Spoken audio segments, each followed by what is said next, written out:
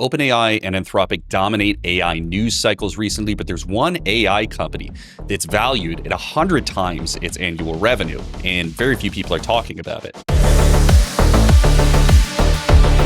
Today, I'm going to walk you through what that company offers that Anthropic and OpenAI don't. Then I'm going to talk you through a product they just released recently that proposes to completely replace employees. And finally, I'm going to run you through a use of that product. I've been using it for a couple of weeks now. I have some strong impressions. And there's one thing a lot of the tech-sponsored media is not covering in this tool that is a huge downside and huge vulnerability. I'm going to cover it here, and it's going to surprise you. It surprised me after I had been using this tool even for a couple of weeks, and I'm very familiar with this space. So the company is, of course, Perplexity. So their primary value is not in model production like with Anthropic's Claude or OpenAI's ChatGPT. Their primary value proposition is a central resource that brings all of those LLMs together in new ways, connects them with information on the web, and then produces new artifacts, content, research, what have you, with those models in a way that the forefront model providers have so far not been able to deliver on in a convincing way. Perplexity began life as a search provider. And for what it's worth, I am actually a huge fan of their search. I paid $20 a month for it. I use it pretty exclusively instead of Google now to source information, especially for something like getting a recipe where you know how it is. You go to a channel for like the lemon tart recipe and you open it up. There's 20 ads. After you scroll down, you finally get to the recipe. There's 3 pop-ups asking you to join a mailing list. You finally get to the recipe, and then it's a freaking story about how they grew up in rural Italy and their mom used to cook this recipe. And it's like, just tell me how many lemons I need for this. What Perplexity does is it mines that article and then it just gives you the recipe. Let's try it. Incredible. Look at that. Almost instantly, we have our ingredients, we have the filling, we have the instructions. If I want to modify that, I can say, give me a full shopping list. So I know if I'm going to go over to the fries and pick some things up. Boom, there's my shopping list. This thing is ridiculously helpful for more than recipes, of course, but I use it regularly, and I'm a huge fan of their $20 tier, which gives you search queries. Then, like every other company right now with AI embedded in it, they started glomming product features on, for better or worse. And it was going really well for a while. They had some cool things that you could add on to this. For instance, finance. If you just plug a stock ticker in there and you open it on Perplexity Finance, you have a whole page with bear and bull analyses. You have your technicals.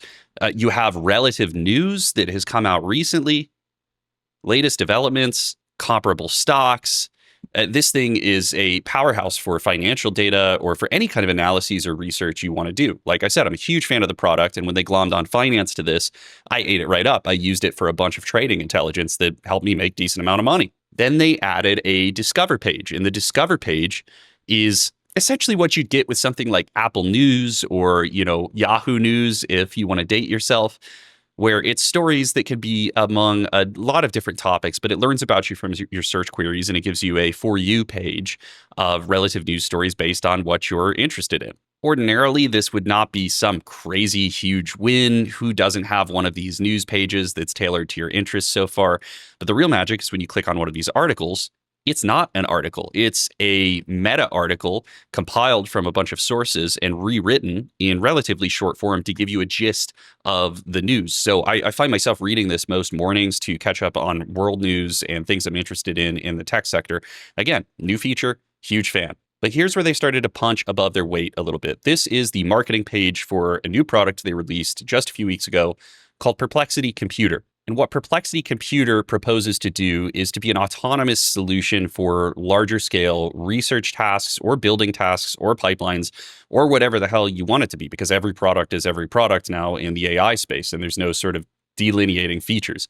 I think that's why they keep using this water orb, whether wittingly or unwittingly, to visualize it, is it's sort of a permeable boundary between what a tool can and cannot do. And the implications about worker replacement are not only clear, they're stated directly on the marketing page. We can just read right here. So it's a digital worker. It's like you, and it operates the same interface as you do. So the barrier to entry that you had with Claude, like if your job became plugging information into Claude, grabbing a response, copy pasting it, and then posting it back in Teams, you are no longer needed to that because this can just plug into those systems and do it for you. Furthermore, it creates and executes entire workflows capable of running for hours or even months. Can you run for hours nonstop? I know I tap out at about 8. Chat answers, agents do tasks, but computer works. That's the differentiator here that they want to drive home.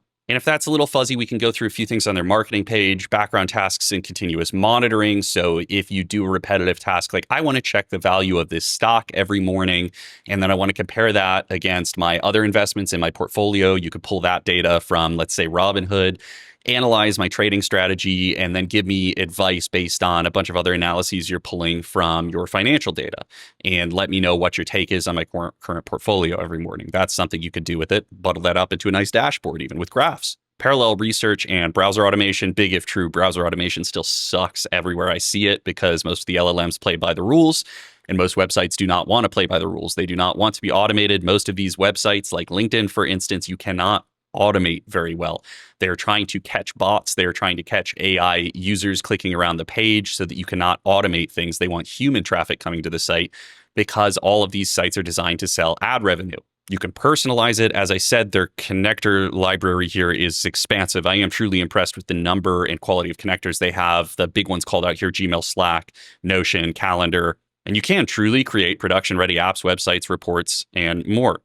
Put computer to work. Well, I did put it to work, and I want to give you a full rundown on how that's been going and where I think this is headed and why I think it's actually a dead end for Perplexity right now. I do a lot of research on the news for this channel. I hope that that comes through in the video. Whether AI assisted or not, I do hours of digging for each video. It's an obsession of mine. It's been an obsession since I've been a child. I used to read encyclopedias and then explain what I learned to my parents after I read them. So I'm kind of weird in that way. And even with AI, I still like to do the research. I like to have it aggregate things for me, synthesize. That way I can churn through more source material. But at the end of the day, it's still me driving the research with my angle, with my interest. That being said, I like some of this lined up. I like to know what's going on in the news and what you all are going to be interested in seeing and what I am good at covering. So I took Perplexity Computer and I bundled that into a repetitive process for myself. Really what I was looking for is a morning report, a well-organized and well-designed morning report. If I'm going to read it, it's got to be well-designed and pleasant to read, on what my audience is interested in, what my channel scope is, and where that overlaps with things in the current news cycle, where I might find my own unique angle. But I want that data pre-aggregated for me. So you can think of it like the For You news page, but custom tuned to the content that I want to present on this channel. It's pretty cool, and I've been having some good luck with it. And I want to be clear about this video, although it seems like I'm singing Perplexity's praises, and to a degree I am honestly talking about the product. They are not sponsoring this content in any way.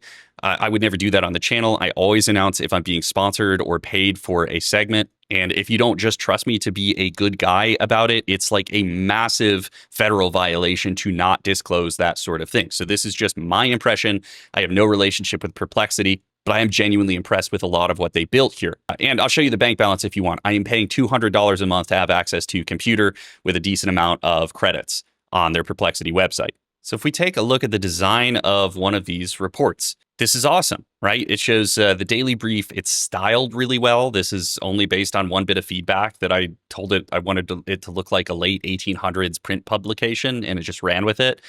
We could see what day of the Iran war we're in here. We see the fear and greed level is extreme fear. I had it add that, and I feel like that's an understatement, given this was run last Wednesday.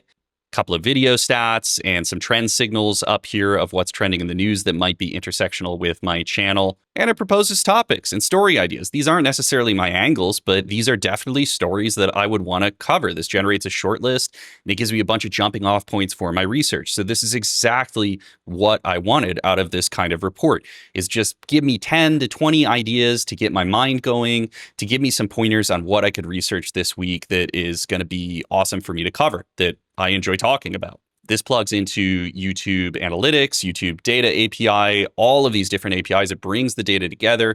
It pulls in Google Trends, so it knows what's trending right now. It pulls in all sorts of stories from different news outlets. And I've really enjoyed using this. But sadly, I have to announce that I'm going to be knocking my Perplexity subscription down. I actually canceled the $200 a month tier, so it will expire in another week or so. I'll be moving back down to the $20 tier because I don't think it's worth it. And most people aren't talking about why it's not worth it. Let me explain. You see a battery up here. and the battery are how many credits you have remaining. And I got a 35,000 credit bonus because I was an early adopter of this technology. That is a one-time bonus. Promotional credits expire on April 8th. But the plan credits with my $200 a month max plan, I get 10,000 credits. And what is a credit? Is it a token? Is it something else? I have no idea. I haven't read about it. I don't know. I don't care. It's just it's an amount of gas in your gas tank that you're going to drain. That's why they use the battery icon. I don't need to know. I just need to know I'm getting enough value out of it for the money. And so if we look at this trending stories job here, I have a bunch of computer tasks that I've run in the left. I have those blurred out. Some of those are a little personal, so I'll keep that to myself.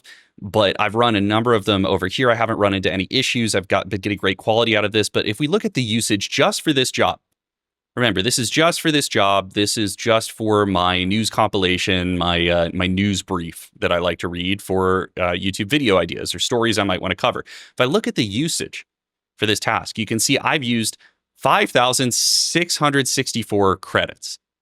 I've only been using this for a couple of weeks. It updates daily. And I burned through what is going to be half of my credit usage, right? Because the regular allotment for the $200 a month plan is 10,000 credits. I've used a little over 5,000 credits in about a 2-week span running this daily. So it's going to either just max out that 10,000 credit limit, or it's going to go slightly over it. And even if it maxes it out, that means I can't use Perplexity Computer for anything else. I can only use it for this. I don't think it's of 200,000 credit. I don't think it's of $200 a month value. The good news is there are a lot of ways to replicate this rolling your own software. OpenClaw is certainly one. It seems like there's a new Claw-derived software out every week that utilizes either your Codex $200 a month subscription, which is actually quite permissive on usage. You have to wire up a few things on your own, connectors, those sorts of things. So you do need to be a little technical. It's going to be a struggle for you if you're not much of a computer person or if you're not deeply technical. So I would say that the cost benefit for this is if you're going to use it casually for research, maybe it's worth it, but I don't really know who this is for. If a simple job like aggregation of a couple of analytics and news stories, really nothing heavy lifting past a few API calls and some synthesis, is going to cost you $200 a month and lock you out of pretty much doing anything else, I don't really know what the value is in Perplexity Computer. So overall, I'm a big fan of their core product. I'm going to keep the $20 a month subscription because I love their search. I love their finance page. But this computer thing, it seems like actually a fantastic idea, but it is priced way too high. So I would recommend one of two things to folks watching. If you work at Perplexity, if you're an engineer, if you're in the leadership there, you can do one of two things to keep adoption high of computer. You can either take less overhead or even operate at a loss, because I know what Perplexity is doing behind the scenes is they're paying providers like Anthropic and like OpenAI to use their models, right? So they have to make money on top of that. I get it. They're also hosting the compute infrastructure for this to run on, which is really not that expensive. So my sense is that they're taking pretty good overhead off of this. If my sense is correct, just knock down that overhead, operate at parity, or even operate at a slight loss on venture capital funding burn. And this is a really valuable product, but you're going to be priced out of the market for even people like me that have decent amount of disposable income. I'm not paying $200 for this. It's just not worth it. I can do it with my own tools much more efficiently and for much cheaper, and provably so, right? I mean, if I spend, I don't know what a Mac Mini is going for these days, but about $600-700 at most. If I leave that on 24/7 and all I do is I run OpenClaw on it to basically automate these same type of tasks, it's going to pay for itself in 4 months. And I also have a Mac Mini that I can use for a bunch of other stuff. Granted, that doesn't factor in something like a $200 a month OpenAI subscription, but you could use something like OpenRouter with a little bit of a cheaper model, especially a lot of the Chinese models that are cropping up. They're very inexpensive and they produce good enough results for something like data aggregation that doesn't require deep thinking or forefront intelligence. So that's a cheaper option, and it gets you a Mac Mini at the end of the day, which you can do other things on. Or the only other valid option that Perplexity really has here is to take their existing models, build them out just to the level that they are going to be able to process through this data cheaply. Like I said, this job is mostly calling a bunch of API endpoints and then aggregating that data into something that's human readable, into a web page. And so what they could do is they could use something like a very, very low level model, something that they've developed, or a very inexpensive model, perhaps a Chinese model, and get all of that information, aggregate it, get it set, get it ready to go, and then do a final pass with something like Claude Opus or even Sonnet to clean it up, do some of the styling, do some of the editorializing, and rewrite it nicely for the web page. And that would save some money too. But as it stands, $200 a month, absolutely not worth it. I would not recommend it. I would still recommend their $20 tier for search, but I want to hear what you have to say in the comment, especially if you are not someone who is deeply technical. Have you looked into OpenClaw? Does it look like a hassle to set it up? If there's sufficient interest here, I can do a couple of videos on OpenClaw and what I'm actually using it for. I'll be porting this job over to OpenClaw shortly so I can show you the parallel between those two. Thank you for watching, and if you want to keep up on the latest of tech news, please subscribe to the newsletter, link down there in the